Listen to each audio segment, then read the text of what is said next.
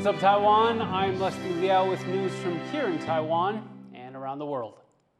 Amid several ongoing investigations into alleged fraud in Taiwan's mass recall movement, the head of the Central Election Commission says election officials are just following standard procedure. 那个个栏啊，就是用打字的。对，然后最后本人签名或盖章。对，那只要是用打字的，然后最后是亲自盖章，这个是合格的联署书，对不对？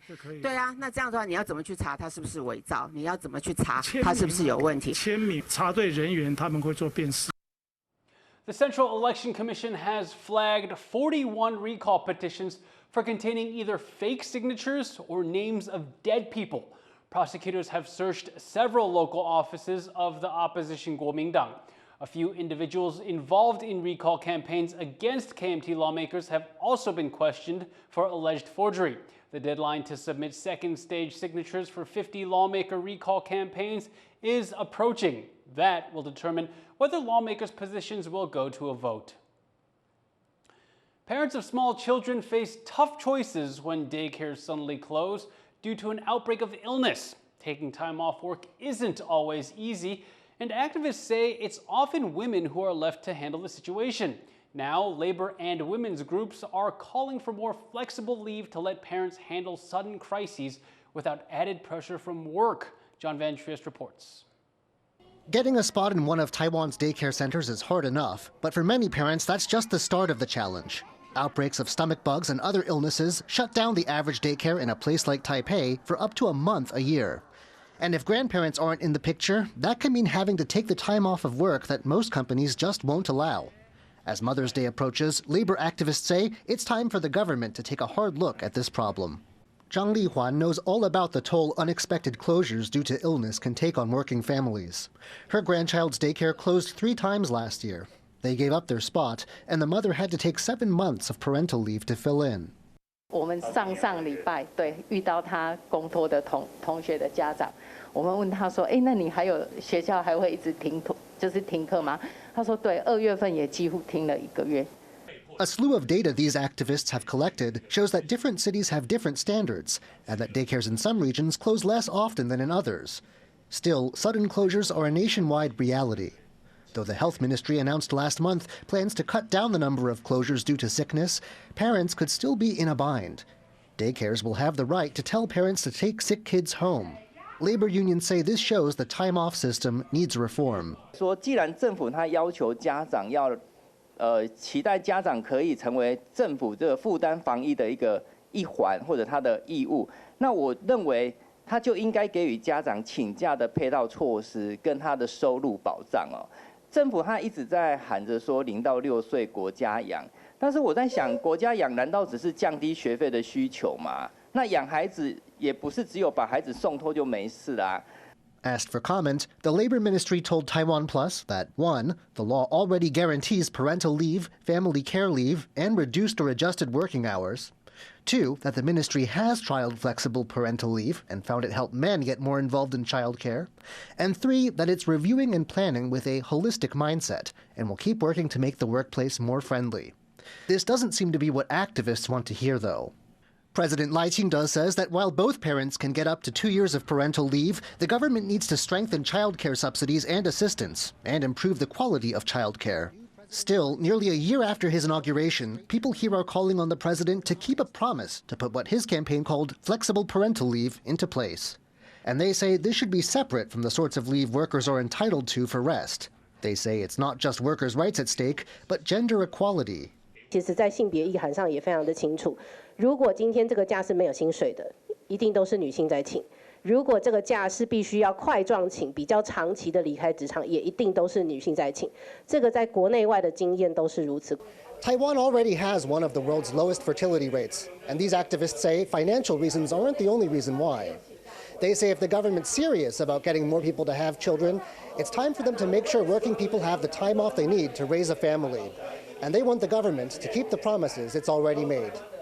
Klein Wang and John Van Triest in Taipei for TaiwanPlus. A new Taiwan-Japan tech group aims to boost communication and strengthen supply chains across the region's growing semiconductor industry. 这个平台呢，可以迅速凝聚业者的问题、业者的需要啊，同时直接反映给政府，同时也知道政府在做些什么事，可以从政府拿到这个资讯。那么同样的，也可以直接跟日本交流啊，日本的相对的组织，那他也可以直接反映政府。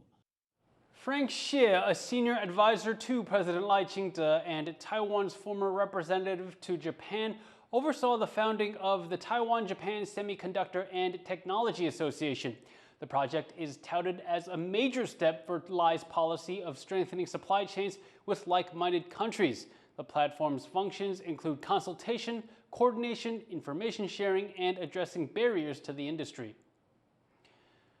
China has announced a slew of stimulus measures hoping to counter the economic damage of its trade war with the U.S. They come ahead of a trade meeting between the two countries later this week. Reese Ayers has more. China's economy is about to receive a ton of fiscal support from the government to try to counteract the impacts of the ongoing tariff spat with Washington. Measures laid out by Beijing's top financial officials include lowering interest and mortgage rates, reducing bank reserve requirements to free up more cash for lending, and help for some of China's biggest listed companies affected by tariffs. Additionally, China's central bank will set up low-cost re-lending facilities for people buying tech-related bonds and for investments in elderly care and services. Global markets and supply chains, particularly in the US and China, have been reeling since the Trump administration's tariffs brought most bilateral trade between two of the world's biggest trading partners to a near standstill. 4月初以来，美政府的关税政策严重冲击了国际经贸秩序，国际金融市场剧烈动荡，也给我们国内的资本市场带来很大的压力。 The measures come just days ahead of a planned meeting between top US and Chinese officials in Switzerland for their first high-level trade talks since the tariff war began, a sign that both Washington and Beijing are looking to ease tensions and restart trade. Asian markets responded positively to the stimulus measures and the news that the US and China will meet, inspiring hope that this tit-for-tat trade war between the world's two largest economies could soon come to an end. Alex Chen and Reese Ayers for TaiwanPlus. Fact-checking groups in Taiwan say they've lost funding from U.S. tech giant Meta, which recently changed its fact-checking policies.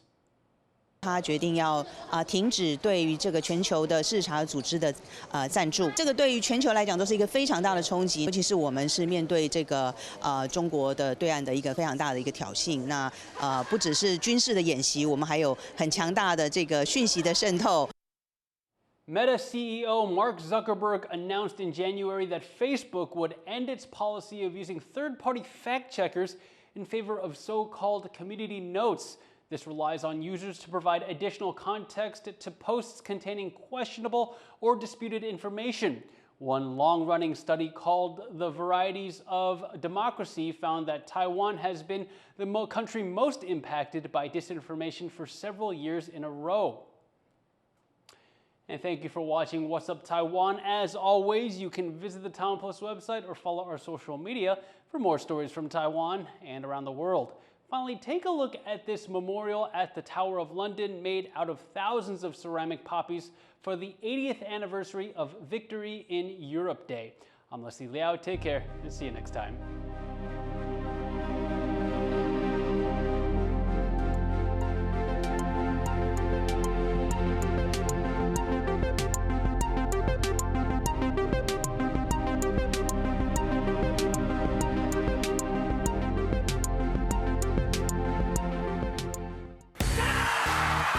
This month on Game on Taiwan, smash into the action at the Taipei Badminton Open. Feel the heat of the local basketball finals as teams battle for glory. Cheer on Taiwan's athletes as they shine on the global stage.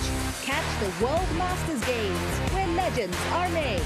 From local courts to international arenas, stay tuned for all the excitement on Game on Taiwan.